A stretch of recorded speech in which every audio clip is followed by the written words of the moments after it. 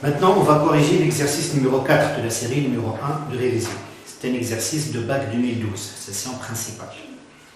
Un oscillateur mécanique est constitué d'un ressort R, aspire non jonctive, de masse supposée négligeable et de raideur K égale à 25 Nm-1, lié à un solide S supposé ponctuel de masse M qui peut se déplacer sur un plan horizontal.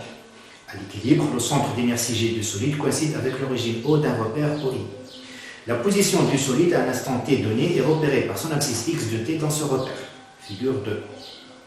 Au cours de son mouvement, le solide S est soumis à une force de frottement visqueux, F également hv, où h est une constante positive et v est le vecteur vitesse instantanée de G. Un dispositif approprié, un moteur, permet d'exercer sur S une force excitatrice, F de t égale Fm sinus de pi nt multiplié par I, donc elle est collinaire avec I. D'amplitude Fm constante et de fréquence n réglable. Donc ici, sous-entendu, phi f égale à 0. De façon que x de t égale à x max sinus de pi nt plus phi x, où x max est l'amplitude et phi x est la phase initiale de x de t. Une étude expérimentale a permis de tracer les courbes A et B, données par la figure 3, dont l'une représente l'évolution de l'élongation x de t et l'autre celle de f de t. Petit a justifie que la courbe A correspond à x de t. Donc ici, on sait que f de t elle est toujours en avance par rapport à x de t. Donc la courbe A qui est en retard est celle de x, la courbe B qui est en avance est celle de f. Ou bien, à partir de données, on voit bien que la phase initiale de f est nulle. Et la courbe B possède une phase initiale égale à 0. Donc là, on a deux moyens pour justifier que la courbe A est celle de x de t et B est celle de f de t. La courbe ou bien la force excitatrice F de t est toujours en avance de phase sur x de t.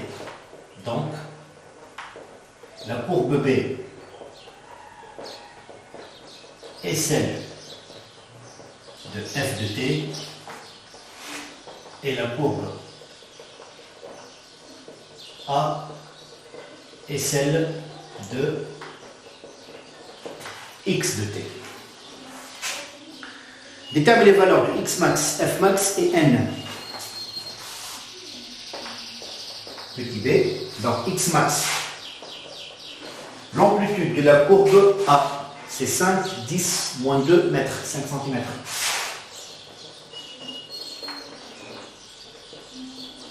F max, l'amplitude de la courbe B, c'est 10 fois 10 exposant moins 1, c'est-à-dire 1 newton.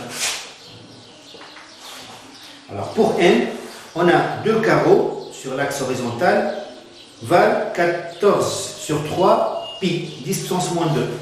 Alors la période, elle vaut 1, 2, 3, 4. 4 fois cette division. Alors t égale 4 fois 14 sur 3 pi 10 moins 2. C'est-à-dire 56 pi sur 3. 10 exposant moins 2. N c'est 1 sur t. C'est-à-dire 3, 10 exposant 2 sur 56 pi. Alors on calcule ça. 3 10 2 ça fait 300 sur 56 pi. 1,705, 1,7 Hertz. Détermine le déphasage delta phi qui est égal à phi f moins phi x où phi f est la phase initiale de f de t. Delta phi égale phi f moins phi x. C'est 2 pi sur t fois le décalage delta t entre les deux courbes. Donc 2 pi sur t multiplié par... Alors le décalage, il faut une demi-division. Donc c'est t sur 8. Donc en simplifiant, on trouve pi sur 4. Voilà, ça c'est le déphasage. Établir l'équation différentielle du mouvement du centre d'inertie G du solide S en fonction de x de t et de ses dérivées premières et secondes. Bien. Voilà. Donc là, je vais être obligé de reprendre un peu le dispositif expérimental.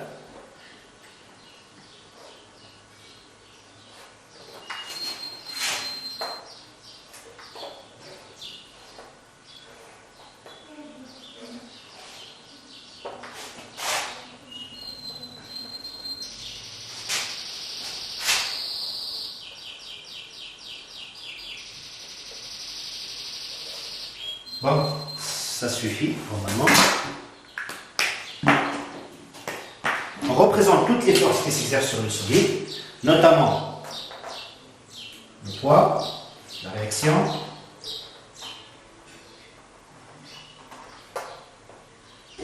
la tension du ressort, la force de frottement et la force exercée par le moteur F, comme ça. Bien sûr, elle est transmise à l'extrémité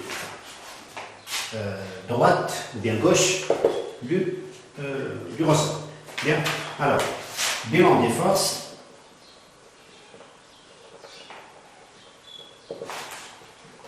P, T, R, petit f et la force excisatrice F. RFD. Somme des forces égale MA.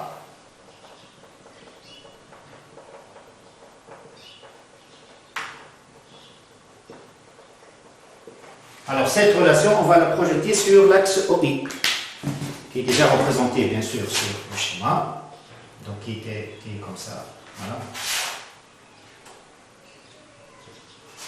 Sur cet axe-là, c'est X, muni du repère OI. Alors comme d'habitude, PR ne possède pas de composants sur cet axe-là, puisque les deux vecteurs sont orthogonaux sur cet axe-là. Alors les composantes de F et de T sont négatives, et la composante de F, elle est positive. Donc qu'est-ce qui va rester? Pour T, c'est moins KX, pour F, moins HV, plus F égale à MA. Alors, ces deux termes, on va les déplacer de ce côté-là. On trouvera M fois A plus H fois V plus K fois X égale à F. On va remplacer A par dérivée seconde de X, V par dérivée de X. On trouvera l'équation demandée. M dérivée seconde de X de T par rapport au temps, plus H dérivée de X par rapport au temps, plus K fois X de T. Tout ça, ça vaut F de T. Voilà, ça c'est l'équation différentielle en fonction de X de T. Troisième question, faire la construction de Fresnel associée à l'équation différentielle précédente. Alors, l'équation différentielle, on va lui associer une construction de Fresnel. Alors, soit x de t est égal à xm sinus oméga t plus ux, solution de l'équation différentielle.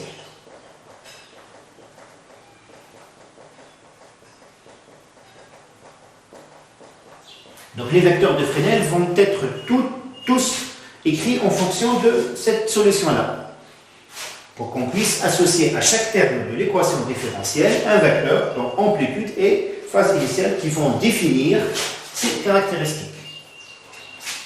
Alors, on va commencer par kx de t est égal à kxm sinus oméga t plus ux.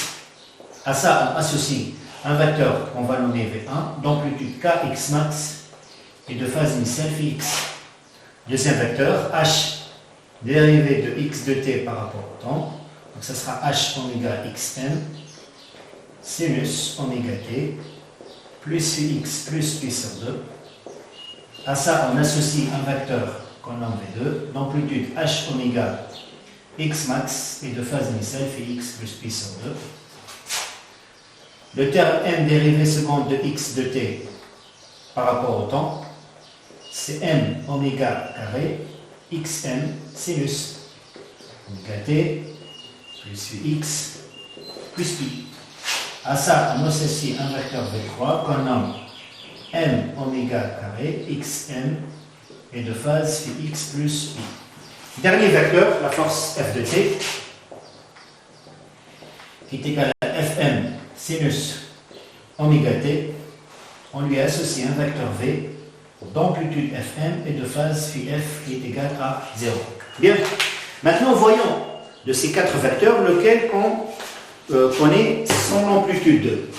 Alors, on a déjà la valeur de K, 25, et la valeur de x max, 5 10 exposant moins 2. Voilà, 5 10 exposant moins 2 fois K. Donc 25 fois 5 10 puissance moins 2. 25 fois 5, ça donne 125, 10 moins 2, 1,25 newton. Bien. Fm aussi, on connaît sa valeur, c'est 1 newton. On connaît aussi la valeur de phi x, si on veut. C'est pas intéressant, mais on pourrait la mettre. Alors, on a le décalage, bien le déphasage entre f et x, ça vaut pi sur 4. Donc phi x, ça vaut moins pi sur 4. Bon. Donc l'angle entre ce vecteur v et ce vecteur v1, c'est pi sur 4 radians, c'est-à-dire 45 degrés. Bien. Normalement, on a de quoi faire une bonne construction. Là, il faut choisir une bonne échelle. On ne peut pas faire 1 cm en newton, ce sera trop petit. Sinon, on peut faire une bonne échelle. Alors, échelle, disons, 1 newton, 4 cm, si on veut. Donc ça, c'est 4 cm. Ça deviendra 5 cm. Normalement, on pourrait faire une bonne construction. Alors, je commence. Bien sûr, moi, au tableau, je vais faire une autre échelle.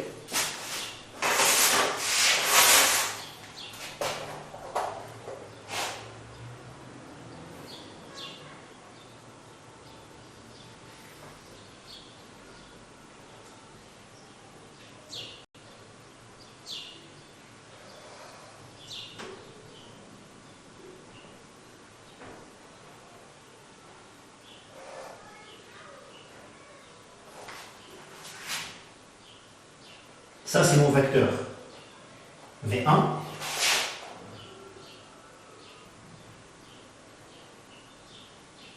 Donc ça, c'est la phase X. Le vecteur V2, il est orthogonal à celui-là. Le vecteur V3, il est opposé à celui-là, orthogonal au deuxième. Et le vecteur V, il est orienté de 45 degrés par rapport à V1. Bon, je vais tracer un angle de 45 degrés.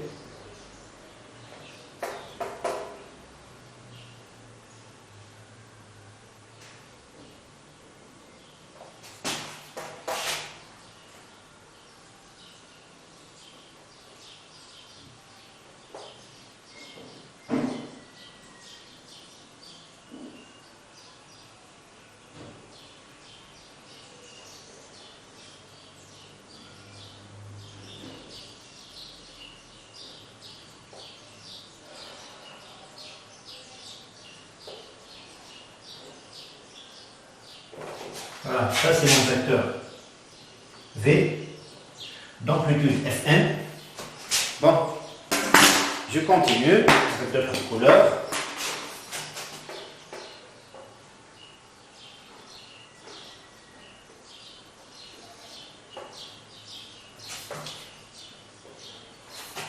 Un peu plus haut, je pense qu'il est bien fini. Bien sûr, vous pouvez faire chez moi mieux que ça.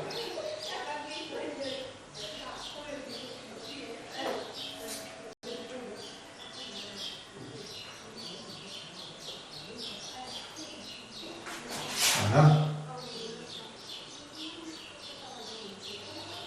Ça, c'est le vecteur V2 et celui-là, c'est V3. Voilà. La construction est achevée. Ça, c'est phi f qui est égal à 0. Voilà. Donc cet angle-là, il vaut pi sur 4 dans ce sens-là. Voilà. Bien. On déduit de cette construction les valeurs de la constante h et de la masse m. Alors h, je peux le déduire à partir de là. Et m à partir de là. Donc on mesure la longueur du vecteur V2.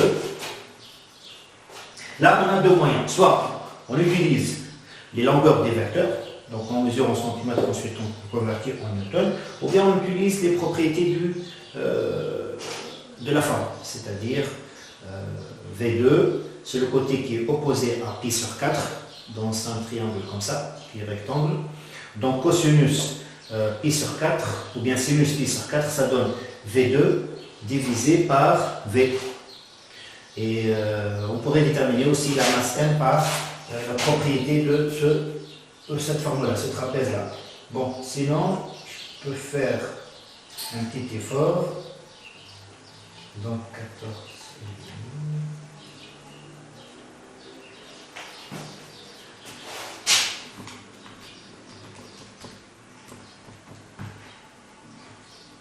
Alors normalement, celui-là, c'est 0,725 newtons. Normalement.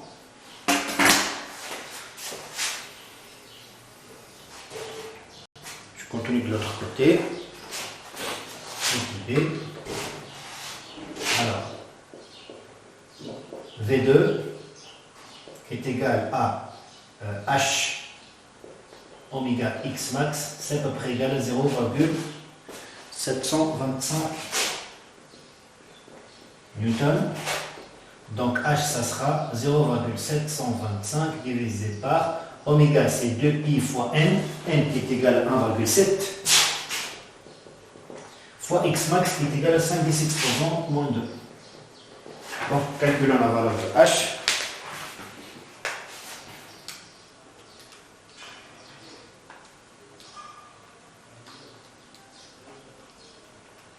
Alors, on trouve 1,35 kg seconde moins 1. Ça, c'est la valeur de H. Même chose, je mesure la longueur du vecteur V2. Alors, je trouve 0,55, je pense. C'est ça. Le vecteur V3 est égal à m oméga au carré xm égale 0,55 newton. Donc m, ça sera 0,55 divisé par oméga au carré, donc 2pi fois 1,7 au carré fois x max, 5/6 exposant moins 2.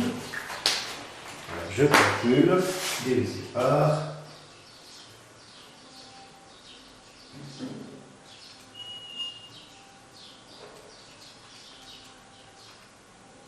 je trouve 0,096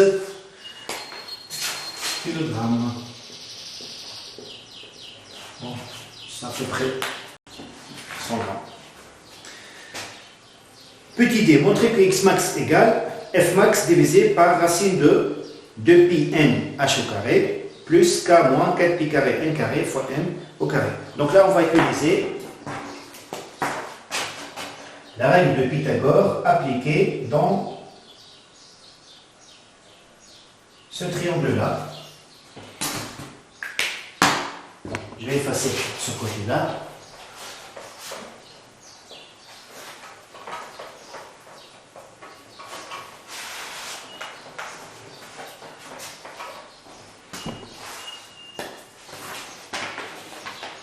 Alors, petit c.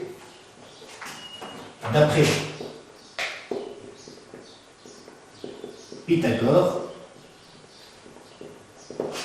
le vecteur V au carré évaut V2 au carré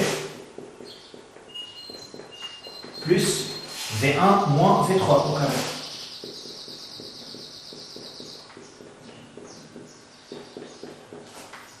Alors je remplace chaque vecteur par son amplitude que j'ai ici déjà. Ceci veut dire que Fm au carré, V2 c'est H carré, oméga carré, Xm au carré, plus V1 c'est Kx max, moins M oméga au carré, X max. Le tout au carré, je peux mettre Xm au carré en facteur, H carré oméga carré, plus K moins 1 oméga au carré. Voilà. Donc je dégage X max. Ça sera F max sur racine de tout ça. Et en mettant ça sous la racine, je vais changer oméga par 2pi n. Donc ça sera 2pi n fois h au carré plus k moins m 4pi carré n carré au carré. Voilà. Normalement, c'est l'expression demandée. Bien. Alors, on passe, quatrième question. Pour une valeur N1 de la fréquence N, le déphasage est delta phi égale à phi f moins phi x égale à pi sur 2 radian. Donc cet angle-là est devenu pi sur 2. Donc le vecteur V doit devenir comme ça. En se référant à une analogie formelle électrique-mécanique, montrer que l'oscillateur est un état de résonance de vitesse et enduire la valeur de N1. La vitesse V Son analogue de l'électrique, c'est l'intensité I. Donc si on a ici une résonance de vitesse, c'est-à-dire en électrique, on devrait avoir une résonance d'intensité. La quatrième question, à la résonance d'intensité,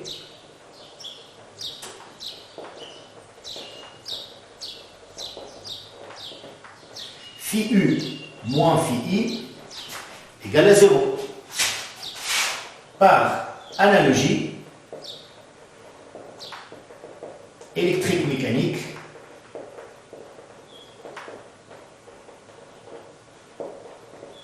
alors c'est quoi cette analogie?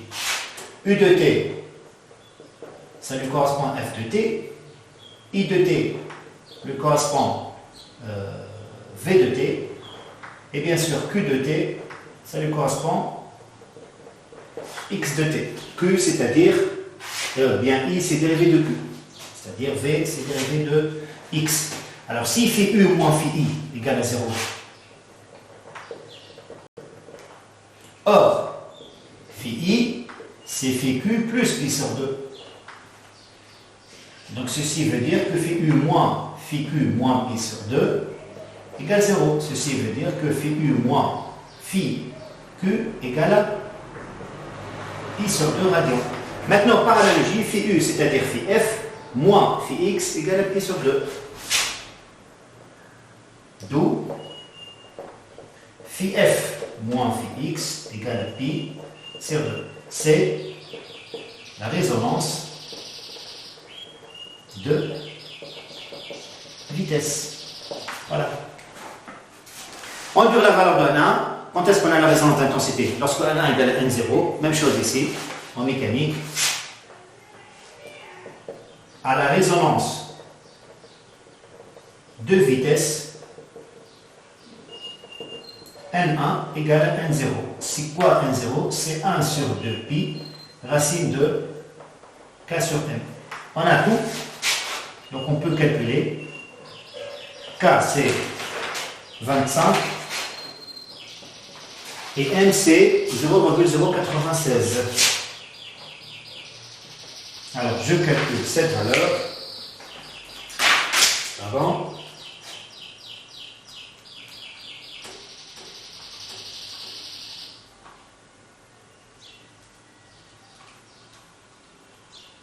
Alors, on trouve 2,568.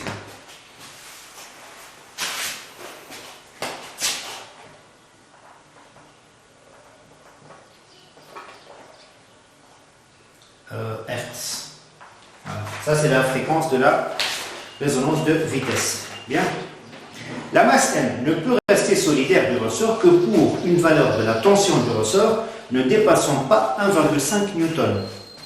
C'est-à-dire, si la tension du ressort elle dépasse 1,5 newton, là, le solide, il va lâcher. On fait diminuer la valeur de H jusqu'à atteindre la valeur H2 égale 0,8 Nm moins 1 seconde. La résonance d'élongation est obtenue pour une fréquence N2 égale à 2,35 Hz. Détermine la valeur de l'allongement maximal X2M du ressort pour N égale à N2. Et précision le justifiant si le solide reste attaché au ressort dans ce cas ou non.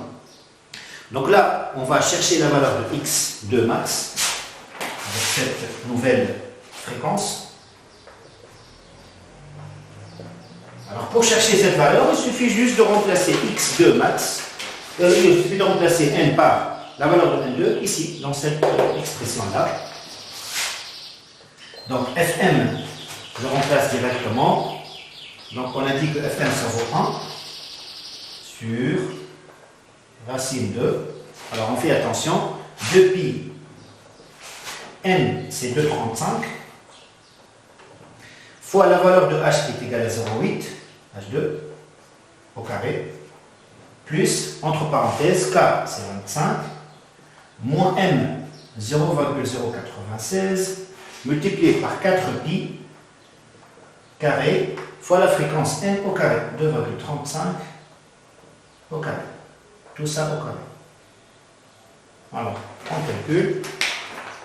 On doit faire attention dans ce genre de calcul pour ne pas se tromper.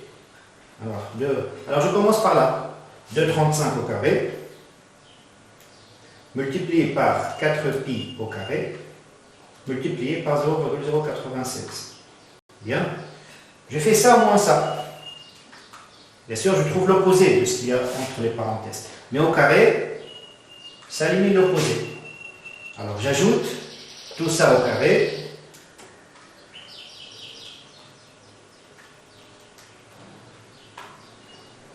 Je fais la racine. Je fais l'inverse de ce que j'ai trouvé, que je multiplie par 1. Bon, c'est la même chose. C'est 0,08. 0,08 mètres, c'est-à-dire 8 cm. C'est plus important que tout à l'heure. Est-ce que le solide va tenir avec cette fréquence? C'est-à-dire, est-ce qu'il pourrait atteindre la valeur de 0,08 mètres ou non? Précision justifiant si le solide reste attaché au sol. Dans ce cas-là, il faut chercher la valeur de Tmax. Tmax, c'est K fois Xmax. K, c'est 25. Multiplié par 0,08, on trouve, je pense pas, je pense qu'il va lâcher fois 25, c'est 2 newtons. Le solide ne peut pas dépasser, ou bien la tension ne peut pas dépasser 1,5 newton. C'est bien supérieur à 1,5 newton. Donc le solide ne va pas rester attaché au sol.